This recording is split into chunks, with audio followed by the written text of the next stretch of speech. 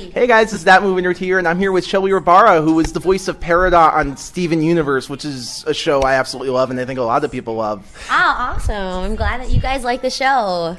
We are too, honestly. Yeah. And that kind of leads into my first question. Why do you think Steven Universe appeals not only to children, but so many adult fans, as you can see here at Connecticon? I think a lot of the themes are not necessarily children-based. I actually think a lot of the themes throughout the show speak to the adulthood as well, like, you know, themes of like finding yourself, being true to who you are, having friends help you, reaching out for help, you know, Peridot not understanding why she has these outbursts, but like really trying hard with her recorder to put down her thoughts and feelings because she doesn't know how to say things, you know, face to face necessarily to the other gems. And I think that's actually what a lot of adults deal with as well, not only children but like adults. So I think that's why it kind of appeals to not only children but the adulthood of people who love, you know, overall it's just a really great show. It's like, you know, one of those things where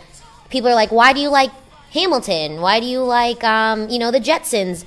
I think when a show is good, it speaks for itself. So it's going to attract the viewership that enjoy really well-written shows and shows that are really well done.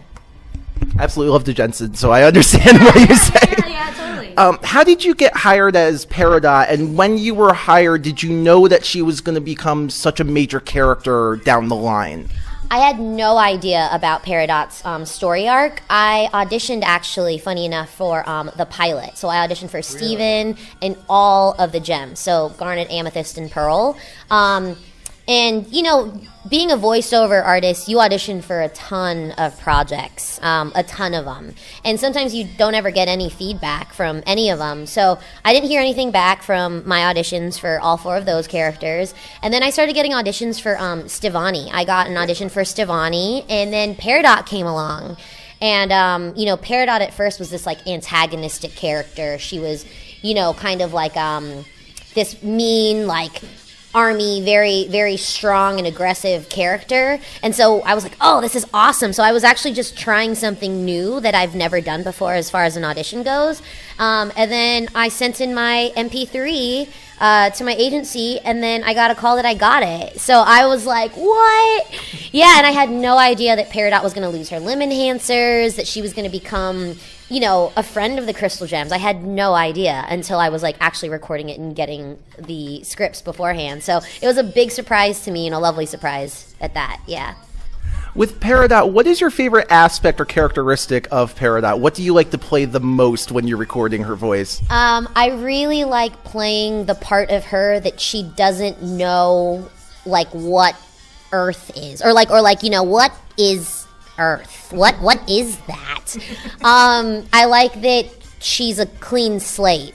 That she's, you know, she knows what Yellow Diamond sent her to do, but I love that it was like a discovery within herself that she actually cares about Steven and the gems, even though she's not understanding like what friendship is, but it's been like a journey for her, and I like that. I like playing the parts of her that she doesn't know, and that she's learning, and that she's actually really genuinely sorry for, like, you know, getting mad at the Pearl. You're just a Pearl who cleans. Like, she doesn't know any better, you know? And I feel like that kind of is something in life, you know, when somebody says something that's mean, I think it's kind of having that empathy towards them. And I think actually Peridot has a lot of empathy that she doesn't know, because she's really trying to put herself in their shoes, and she's just not understanding really, like, why they're like that. And that's the part that I like playing the most of Peridot. Now, when you record your voice for Peridot, I know certain studios have people record separately. Do you ever talk or record your voice with the other voice actors? Do you hang out with any of the other voice actors at all? Yeah, we're one big, I know this sounds like cliche, but we hang out with each other. Like, after these cons, we'll go get lunch. Like, me and Michaela are, you know, hanging out, getting dinner. And even when we go record at Cartoon Network in the green room, we literally hang out around this table, and they have to be like, all right, guys, like, it's time to do work. Because we hang out outside of just the recording booth. Absolutely. With the Crooniverse, we support each other in our other endeavors. Like we go and see Dee Dee Magno Hall in her performances in her theater company, East West Players. She was just in Next to Normal, and she was phenomenal in it. So yeah, we all, Zach, Michaela, Jen Paz, Rebecca, Ian, we all went to go see her. And we're always asking about, how other projects are going. So it's nice to be a part of such a supportive Crooniverse. Like, it's crazy. Any questions I have as far as like screenwriting goes, Rebecca's like, yeah, anything, like if you have any questions, like she's like, I'd love to read your stuff. And in my head, I'm like, oh my God, I really got to like really work on my stuff before I show it to Rebecca. Like, whoa. So it's the friendship that we have outside is really, I really treasure that. That's amazing. Yeah. With the whole universe of Steven, with the whole universe of Steven Universe, I didn't realize I was going to say that. With all the episodes, which one is your favorite, either that you have worked on or just your favorite in general? Okay. The one that I've worked on that's my favorite is Log Date. Log Date was my favorite because it was my first episode in the booth that I got to do from beginning to end as a whole, just me. And I really was working out a lot of like the small intonations of Peridot at the time. Like, I really like it when I'm putting on my the shorts, the alien shorts, and she's not understanding what they are. And I like did this purr that I didn't realize that they were going to use. And when I saw the episode, when I pull them on, I'm like, and it's turned into my favorite moment because I don't even remember recording that. I remember kind of just being in the moment and just putting them on. I was like, and the fact they put it in, I was like, oh my God, it made it. And I had no idea. So that was really fun for me, just recording that one. An episode that I'm not in that's my favorite is Lion Straight to Video. I think that in season 1, watching that episode in 11, 12 minutes, I found myself bawling. Like, I was welling up with tears, and it was in that moment I knew that I was a part of something really special when I watched that episode. Yeah. Since you mentioned that you didn't know the purr was going to be in that episode, how much do they let you know what is going to be in the episode, what is not going to be in the episode? Not at all? Oh, we don't know what's going to make it into the final cut. Just, we have takes of all the lines that are in the script.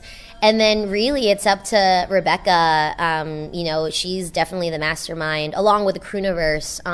But we don't know what takes of our voice they're going to use. So it's really funny to hear like little snorts here and there, or a couple of us, we were the cluster as well, and we turn it up, we're like, oh my gosh, we were cracking up because we just try to like make our voices like really weird, and you can hear each one of us coming out at certain times. So we don't know what the end game is going to be until we see it, just like you guys. Mm-hmm. One of the questions I had to ask is Peridot's catchphrase, pretty much "you Claude," which I absolutely love. Yeah. Where did that come from? Was that you, or was that one of the writers to try this and we'll see if it works? No, that was all the writers. This whole Claude, was in the writing. So basically, I'm just the vehicle, the vessel to make the writing come to life. So I give all that credit to the Crooniverse, to the writing team. That's all them. I'm not going to take credit for coming up with Claude, because that was all them. And I just get the awesome chance and opportunity to say those words out of my mouth using my voice. So, yeah.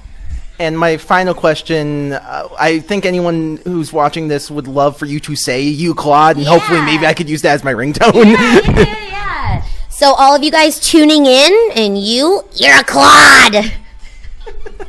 Well, thank you so much. Thank you so much for this interview. It was absolutely wonderful. Thank you so much for having me. Nice to meet you guys. Nice to meet you. Thanks to everybody watching. This is That Movie Nerd and Shelby Rabara signing off.